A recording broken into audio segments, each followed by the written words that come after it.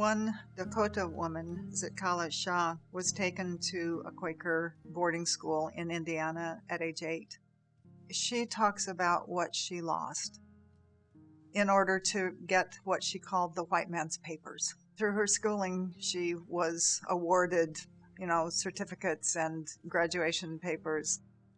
But what she lost was her relationship with the natural world, her relationship with her mother, with her community, her connection to spirit. And she writes about that with such pain.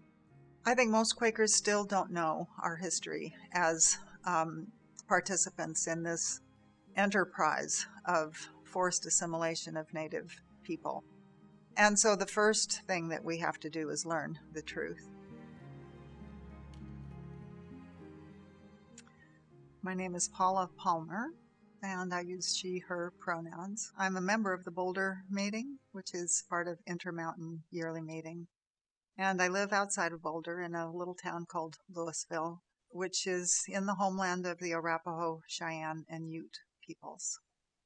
The indigenous people of this country experienced many traumas, beginning with the arrival of Europeans on these shores. The boarding school experience was particularly traumatic for the children, who were taken away from their families, intentionally separated from their parents and grandparents and communities. And so you can imagine the trauma that they experienced, not only by being physically separated, but by being told that everything about their lives was somehow wrong, and that they needed to change everything, from their names to their clothes to their hair.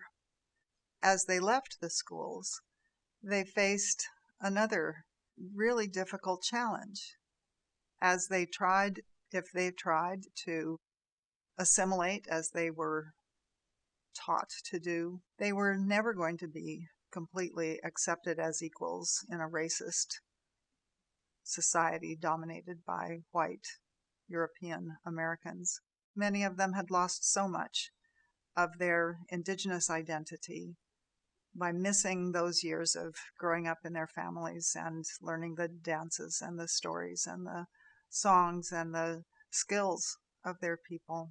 It was very difficult for many of them to return to their families and to their communities and feel at home there. Trauma is passed from generation to generation. As they grew up and started having children, they experienced their parents as being not genuinely affectionate and loving, because they had not experienced that themselves as children. They didn't really know how to be in a family, how to create a family, how to be affectionate to their children. Their children grew up lacking that care and comfort and sense of being loved in their own families. And they usually were not taught the indigenous language that their parents had lost in the years that they were not allowed to speak their language in the boarding schools.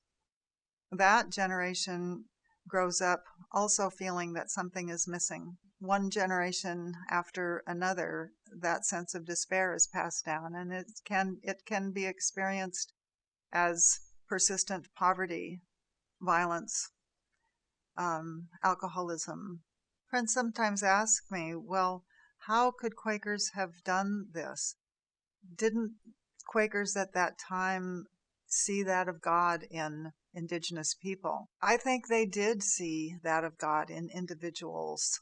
What they didn't see was the intrinsic value of indigenous cultures as a whole. And that's because they were blinded by white supremacy.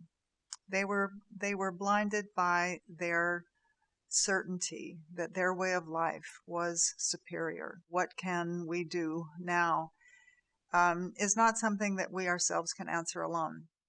We can only really answer that through dialogue with indigenous people, being in touch, reaching out, meeting Native people where they are, learning from them, participating in their activities, supporting their work in the communities, their aspirations, and learning through those relationships, learning through friendships. One thing that Quakers can do, and that is really important to do, is to support this legislation for creating a Truth and Healing Commission. And FCNL, the Friends Committee on National Legislation, makes it so easy for us to do that, to contact our senators and representatives. So that's something that we immediately need to do as individuals and as our meetings. Another thing I think that is a direct acknowledgement that the Quaker Indigenous schools attempted to annihilate Indigenous languages. We can support Indigenous language education programs. I think it's not enough for us to shake our fingers at the Quaker ancestors who participated in the forced assimilation of Native children. I think our task today is to look at the mirror ourselves and ask, who are we? Our leadings led us down a wrong path for quite a long period of time.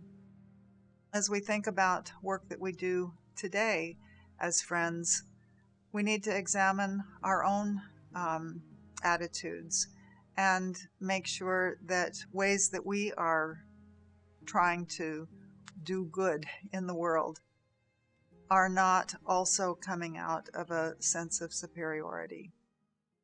We'd like to thank the Friends Committee on National Legislation for sponsoring this video.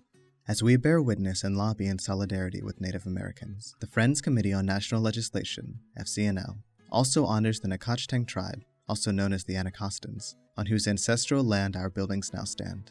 By the 1700s, the Nacotchtank tribe had merged with other tribes like the Piscataway and the Pamunkey, both of which still exist today. Visit FCNL online at www.fcnl.org. Thank you for watching this episode of Quaker Speak. If you liked this video, please leave a thumbs up and a comment so we can reach even more friends. For more videos, click this playlist here. To subscribe to Quaker Speak, click this here. And to support us on Patreon, click here. Thank you so much for watching. Happy Thursday.